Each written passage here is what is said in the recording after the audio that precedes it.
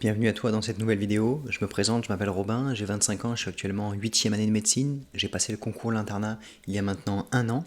J'ai terminé 360e sur 10 000 et j'ai choisi la radiologie médicale. Dans cette vidéo, j'aimerais un petit peu te présenter quelle a été ma méthode de travail en 6e année et également comment j'ai géré ma 4e et 5e année de l'externat. Voilà, donc je vais te faire découvrir ça dans cette vidéo. Allez, let's go. Donc pour rapidement te mettre dans le contexte, en fin de 6e année, on passe à un concours qui a lieu sur les cours qu'on a eu en 4e, 5e et 6e année. Donc souvent en médecine, la première année, vous la connaissez, c'est une année où on travaille à fond pour pouvoir rentrer dans les études médicales. Souvent la 2e et 3e année, ce sont des études un petit peu plus, des années pardon, un petit peu plus cool dans lesquelles on prend le temps de rencontrer les gens, etc., etc., de moins travailler, d'apprécier un petit peu la vie. Et ensuite, à partir de la 4e année, on se remet dans cette ambiance de concours qui arrivera en 6e année. On a donc 2 ans, la 4e et 5e année, où souvent on augmente son rythme de travail, mais on n'est pas non plus à autant travailler qu'en 6e année, entre guillemets, comme la première année. Mon plan, ça a été, en 4e et 5e année, j'ai essayé de travailler régulièrement tous mes cours. Nous, à Marseille, nous avions stage le matin, donc des stages qui sont toutes les 2 mois, on a des périodes de stage où on peut découvrir les différentes spécialités, cardiologie, pneumologie, neurologie, urgence, chirurgie, réanimation. Donc durant tous ces stages de la matinée, je découvrais et j'essayais de poser le maximum de questions pour me faire une idée de ce qui me plaisait comme spécialité et dans laquelle j'aurais pu me projeter et pour avoir une motivation ensuite pour travailler, pour savoir quelle spécialité. Finalement, j'étais pas trop cours en présentiel. À Marseille, on était obligé d'aller en cours, donc j'ai essayé quand même de trouver un maximum d'astuces pour y aller le moins possible, pour pouvoir travailler plus longtemps à la bibliothèque mes cours. Je vous avoue que voilà, il faut savoir un petit peu se connaître. Ni en première année, ni en 4e, 5e année, j'ai aimé aller en cours. Du coup, je m'organisais pour avoir quelqu'un qui puisse signer à ma place et pour pouvoir prendre plus de temps pour travailler à la bibliothèque. Donc souvent je travaillais à peu près de 13-14 heures jusqu'à 20 heures à la bibliothèque. Donc comme vous le savez, ça, ce sont les livres qu'on a pour le concours de l'internat. Donc tous les cours sont consignés dans ces livres. Ce sont les cours de spécialité. Donc là par exemple j'ai le livre de cardio. Voilà, donc ça c'était un bloc de 1 mois à peu près. Ensuite, on pouvait avoir le livre de neurochirurgie. Voilà, donc moi je travaillais sur mes collèges essentiellement. Donc je travaillais toute l'après-midi dessus, sur les cours du jour et également essayer de revoir les cours de la veille et les cours des semaines d'avant. Surtout les cours de toute la spécialité avant de la boucler, j'ai essayé de les voir au moins deux. En termes d'horaire de travail, j'ai essayé d'être le plus régulier possible, de travailler toutes les après-midi, surtout la semaine. Après, je vous avoue que le week-end, j'ai essayé de travailler le maximum possible. Voilà, donc en 4e, 5e année, j'ai essayé de garder une vie. Le week-end, j'avais des activités, je voyais mes amis, j'avais des sorties, je partais en week-end. J'ai pas travaillé tous les week-ends non plus. Il fallait que je sois surtout à jour. Donc durant cette 4e et 5e année, je suis également parti en vacances durant les vacances scolaires avec mes parents notamment. J'ai fait plusieurs voyages, donc j'ai quand même pu profiter un minimum de la vie. Pour parler de l'été entre la 4e et la 5e année, j'ai essayé. Donc ce qu'il faut comprendre, c'est que l'été, on n'a plus de cours, on a uniquement les stages. Donc je continuais à aller le matin en stage et puis l'après-midi, c'était quand même l'été, donc la plupart du temps j'ai quand même plutôt profité de mon été. J'ai travaillé quelques cours, notamment les cours dans lesquels j'étais un petit peu en retard, que j'avais pas bien compris, j'ai repris quelques matières, mais j'ai pas énormément travaillé mes cours cet été-là. Ensuite, l'été entre la 5e et la 6e année, souvent c'est un été assez important parce qu'on va commencer à rentrer en 6e année.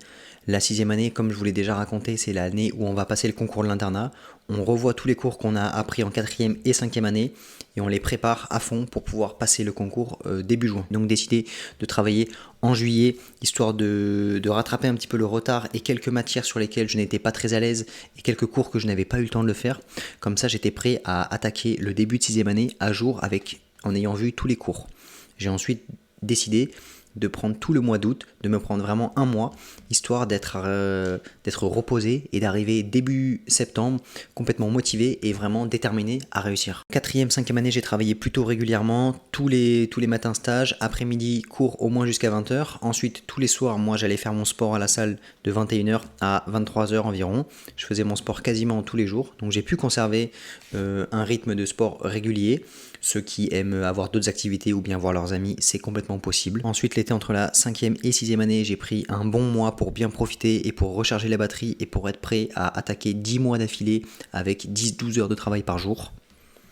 Et ensuite, quand je suis arrivé en début de 6e année, j'ai préparé mon programme que je vais vous expliquer, comment j'ai organisé mon année pour pouvoir être le plus déterminé possible, avoir un plan précis. Et ensuite, je me suis lancé corps et âme dans ce concours. Donc, pour l'organisation de mon premier tour, finalement, qu'est-ce que j'ai fait?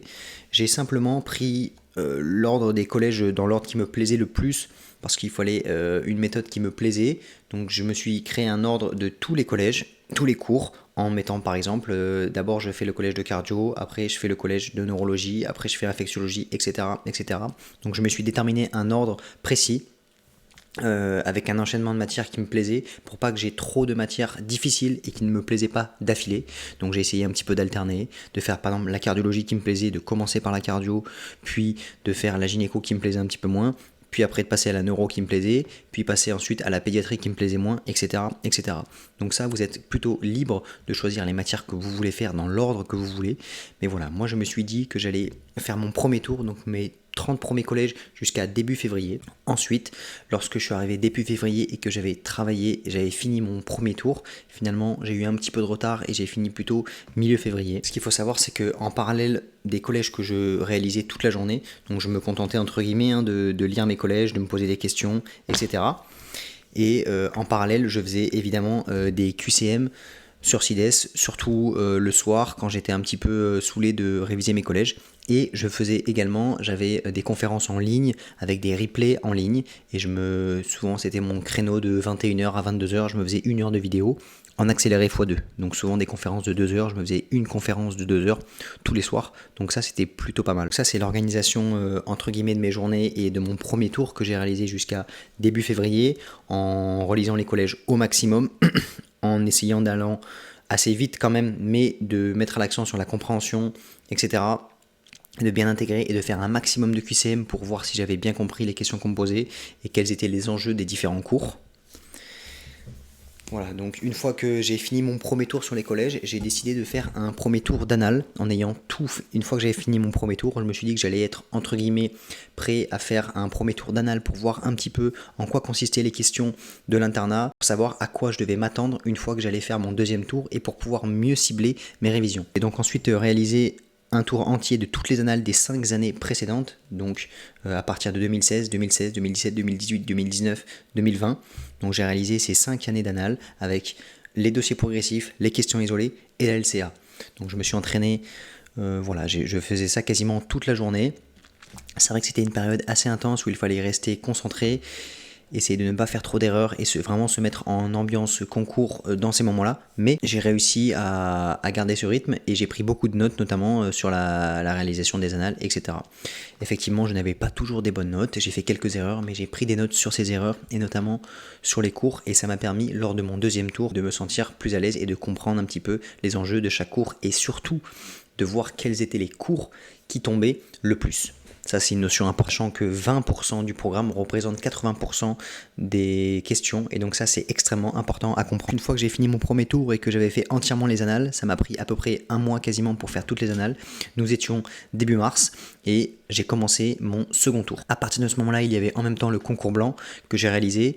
Et effectivement, à ce concours blanc, j'ai eu un très bon résultat. J'ai fini 300e sur 10 000, donc ça m'a donné une très grosse motivation. J'ai donc réalisé mon deuxième tour en à peu près 2 mois et demi, quasiment 3 mois. J'ai fini milieu fin mai. À ce moment-là, pour ce deuxième tour, il fallait que j'aille plus rapidement. Je ne pouvais pas relire entièrement les collèges et j'ai donc décidé en complément de relire quelques fiches que j'avais réalisées en même temps que mon premier tour. Voilà, donc ce qu'il faut savoir sur mon premier tour, c'est que j'avais les collèges, je surlignais, mais j'ai également créé des fiches Notion. Je vous expliquerai un petit peu et je vous montrerai dans une autre vidéo comment j'ai créé mes fiches Notion sur ce deuxième tour. J'ai donc terminé mon deuxième tour à peu près milieu mai et il restait 4 semaines avant le concours. 4 semaines avant le concours, donc c'était à peu près 30 jours avant le concours et il y avait 30 matières. Je me suis donc posé une après-midi pour planifier le dernier mois, la dernière ligne droite, sachant qu'est-ce que j'allais faire comme programme. Et je me suis décidé que c'était bien si je pouvais rafraîchir toutes les connaissances une dernière fois. Et donc je me suis donné comme objectif de faire quasiment une matière par jour. Donc j'ai fait un 3e tour express grâce aux fiches dans lesquelles j'ai tout révisé en 1 mois. L'objectif d'une matière par jour, évidemment, vous devez aller à l'essentiel. Et donc c'était grâce aux annales que j'ai réalisées et tous les QCM que j'ai réalisés, que j'ai pu cibler dans chaque cours quels étaient les éléments importants. Et c'est là où prend toute la place de comprendre les enjeux et de cibler ces révisions à chaque fois. Grâce à mon tour d'annales et aux différents QCM que j'ai réalisés, je pouvais savoir dans chaque cours quels étaient les éléments importants et je ne réviser évidemment que ce qui était essentiel. J'ai notamment à ce moment-là utilisé pour réviser les matchbooks et comme vous pouvez le voir, souvent il y avait les éléments les plus importants qui étaient mis dans les tableaux. Les éléments les plus importants étaient également entourés en rouge. Cela m'a permis donc de cibler mes révisions et de réviser le plus rapidement possible. J'ai donc réussi à faire un troisième tour juste 3 jours avant le concours. Pour ce qui était de la LCA, c'était réservé tous les dimanches matins de 8h à midi. Au tout début de la D4, il fallait mettre plutôt l'accent sur les cours afin de refaire un premier tour du programme. Donc je réservais 4 heures pour réaliser les cours, notamment le premier et le deuxième mois. Donc à ce moment-là, je faisais 4 heures de cours où je faisais mon premier tour et de bien assimiler les notions. Puis, à partir du deuxième mois, j'ai plutôt fait 2 heures, 2 heures. Donc je faisais 2 heures de cours et je faisais au moins un cas de LCA qui pouvait prendre 2 heures. Puis au fur et à mesure de l'année, j'ai pu continuer à augmenter la proportion de cas cliniques pour terminer vers la fin de l'année à ne faire que 2 cas cliniques et uniquement à prendre des notes sur les cours qu'il me manquait. Et lors de la réalisation de mon dernier tour, j'ai refait un tour de LCA du cours, histoire d'avoir le cours bien frais dans la tête. À ce moment-là, nous sommes début juin, j'ai fait 3 tours, j'ai revu mes cours de LCA, j'ai fait toutes les annales, et la dernière semaine, j'ai refait en même temps quelques annales, mais j'ai eu quelques moments de doute, car j'étais assez épuisé, j'en avais marre de faire des QCM, et j'aurais dû peut-être un peu plus me reposer, et donc à ce moment-là, j'ai refait des annales, sauf que je n'étais pas assez concentré, note moins bonne que parfois mon premier tour d'annales. Je me suis donc dit que c'était la fatigue, et j'ai préféré prendre une pause les 4 derniers jours avant le concours. Donc les 4 derniers jours avant le concours, je me suis reposé. C'est important de savoir arriver au moins le dernier week-end avant le concours reposé, motivé, la tête fraîche. Et donc je suis arrivé le lundi surmotivé, prêt à en découdre. Je me suis marqué sur une fiche quelles étaient les erreurs que je ne devais pas faire, ne pas trop me précipiter, faire attention, prendre mon temps, avoir un brouillon. Voilà, je me suis marqué tout ce que je devais faire avant ce concours, histoire d'être bien préparé. Et à ce moment-là, j'étais prêt pour le concours. Le concours s'est donc déroulé sur 3 jours d'épreuves.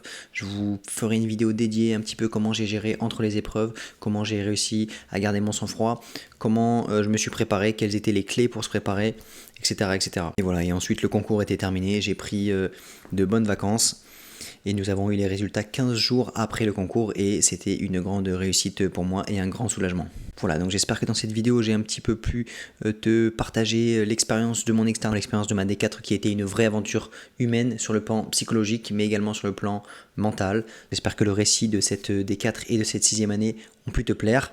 Voilà, l'externat c'est une période difficile. Et une autre vidéo, comment aborder le nouveau programme de D4, car maintenant le concours se passe plutôt en fin de 5e année, donc comment organiser son externat en la sorte. N'hésite pas à t'abonner si tu souhaites d'autres contenus sur les études de médecine, et moi je te souhaite de bonnes révisions et je te dis à la prochaine. Ciao.